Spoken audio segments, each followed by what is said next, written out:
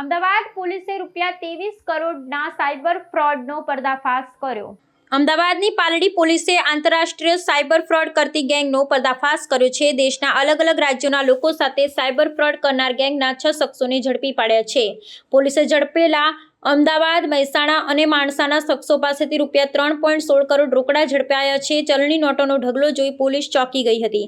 Cyber fraud કર્યા બાદ ભાડે લીધેલા બેંક એકાઉન્ટમાં જમા કરી આરોપીઓ પૈસા ઉપાડતા હતા। સાયબર ગઠિયાઓએ અત્યાર સુધી ₹23.23 કરોડના ટ્રાન્ઝેક્શન કર્યા હોવાનું પ્રાથમિક તપાસમાં બહાર આવ્યું છે। ગેંગ સામે અલગ અલગ રાજ્યોમાં 518 જેટલી ફરિયાદો મળી છે। પોલીસે અમદાવાદ, મહેસાણા, માણસામાંથી પકડાયેલ શખ્સો પાસેથી ₹3.16 કરોડ રોકડા, 15 મોબાઈલ અને ચેકબુક સહિત મુદ્દા માલ કબજે કરી વધુ તપાસ હાથ ધરી છે।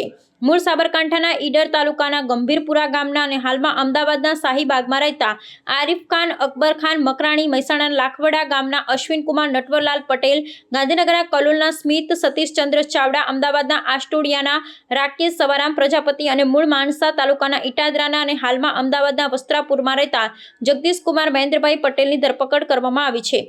પાલડી વિસ્તારના યુવક સાથે 25,000ની સાયબર છેતરપિંડી અંગે સાયબર પોર્ટલ પર ફરિયાદ થઈ હતી। આ ફરિયાદને આધારે પાલડી પોલીસે તપાસ કરતા આંતરરાષ્ટ્રીય સાયબર ફ્રોડ રેકેટનો પર્દાફાશ થયો છે।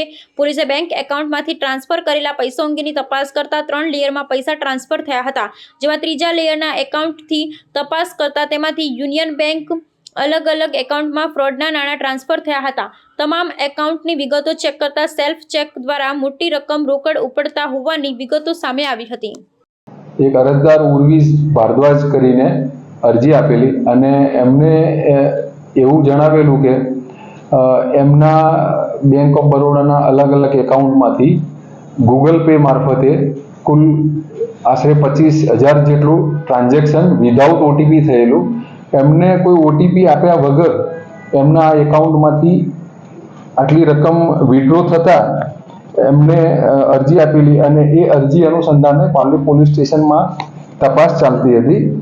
આ તપાસ દરમિયાનમાં આ જે ફ્રોડના નાણાં જે first layer, second layer, third layer એવી રીતે અલગ અલગ બેંકોમાં ટ્રાન્ઝેક્શન થયેલું અને એમાં છેલ્લે ડ્રાઇવિંગ રોડ ઉપર યુનિયન બેંકમાંથી આ જે ડિસ્પ્યુટેડ એમાઉન્ટ છે એ વિથડ્રો કરતા કુલ 6 આરોપી મળી આવેલા અને આ જે 6 આરોપી છે એમની પાસેથી રોકડ 3.16 લાખ મળેલી અને 15 મોબાઈલ ફોન મળેલા, 9 જેટલી ચેકબુકો મળેલી। હવે આ જે એમાઉન્ટ એમને ત્યાં સેલ્ફ ચેકથી વિથડ્રો કરેલી અને આટલી મોટી એમાઉન્ટ એમને સેલ્ફ ચેકથી કેમ વિથડ્રો કરી અને એ એકાઉન્ટ ધારકો કોણ છે, એ પૈસા કોને આપવાના હતા એ બાબતે પૂછપરછ કરતા એમને કોઈ સંતોષકારક જવાબ આપેલો નહીં અને આ તપાસ દરમિયાનમાં જે સેકન્ડ લેયરમાં યસ બેંકનું એકાઉન્ટ છે એમાં NCCRP પોર્ટલ ઉપર ચેક કરતા કુલ 136 એપ્લિકેશનો આવેલી છે અને જે થર્ડ લેયરમાં જ્યુબિલી હિલ્સ મર્ચન્ટ એકાઉન્ટ છે એમાં કુલ 518 જેટલી અરજીઓ આવેલી છે અને આ જે ટોટલ જે આ ભોગ બનનાર છે એની ડિસ્પ્યુટેડ એમાઉન્ટ છે એ લગભગ જે 9 કરોડ જેટલી થાય છે। એટલે આમાં કઈ રીતે વિધાઉટ ઓટીપી આ લોકોએ ફ્રોડ કર્યું છે એ બાબતે આગળની તપાસ ચાલુ છે અને હાલમાં જે પકડાયેલ આરોપીઓ છે જે સેલ્ફ ચેકથી રોકડ 3.16 લાખ જેટલી એમાઉન્ટ સાથે મળેલા છે એમાં આરિફ ખાન મકરાણી છે, અશ્વિન પટેલ છે, સ્મિત ચાવડા છે, રાકેશ પ્રજાપતિ છે, જગદીશ પટેલ છે અને જસ્મીન ખંભાયતા છે।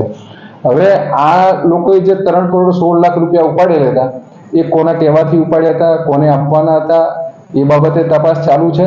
તેમજ આ જે એકાઉન્ટમાંથી એમણે પૈસા વિથડ્રો કર્યા હતા એ એકાઉન્ટ ધારકોને બોલાવીને આગળની પૂછપરછ કરવાની ચાલુ છે કાર્યવાહી અને છેલ્લે વિધાઉટ ઓટીપી ટ્રાન્ઝેક્શન કઈ રીતે થયું એની પણ તપાસ કરવા કાર્યવાહી ચાલુ છે।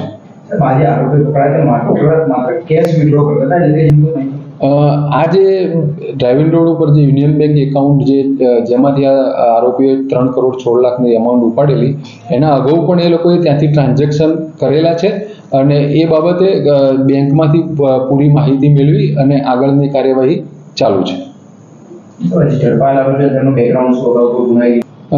આરોપીઓ હાલ તેમની પ્રાથમિક પૂછપરછમાં એવું જણાવે છે કે અમે જે બેંક એકાઉન્ટ હોલ્ડર છે એને અમે ડાયરેક્ટ અમારે કોઈ પરિચય નથી, પણ અમે એમના ફોન કોલથી અને એમના જે એમાઉન્ટ વિથડ્રો કરી અને એમને પાછી આપવા માટેના એ જેને કે એને આપી દેવા માટે એ લોકોને અમુક એમાઉન્ટ એ લોકો આપતા હતા. બીજી કઈ જગ્યા સામે ફરિયાદ મળી છે અને કઈ પોર્ટલમાં ફરિયાદ દાખલ કરવામાં આવી છે? હાલમાં મેં આપને કીધું એવી રીતે કે NCCRP પોર્ટલ ઉપર કુલ 600થી વધારે અરજીઓ આવેલી છે અને એમાં જે પણ ભોગ બનનાર છે એ બધા અલગ અલગ સ્ટેટના છે, એટલે એમની ઓળખ કરીને અને આમાં વધારાના જે ભોગ બનનાર છે એ લોકોની ફરિયાદ આધારે ગુના દાખલ કરીને આગળની કાર્યવાહી કરવામાં આવશે.